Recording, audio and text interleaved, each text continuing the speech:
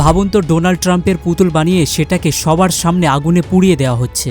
হ্যাঁ, এমনই একটা ঘটনা ঘটেছে ভেনেজুয়েলার রাজধানীতে। ইস্টার উৎসবে বেঞ্জামিন নেতানিয়াহু আর মারিয়া এর মতো নেতাদের পুতুল বানিয়েও পোড়ানো হয়েছে। এই অনুষ্ঠানটা এল ভিলা এলাকায় হয়।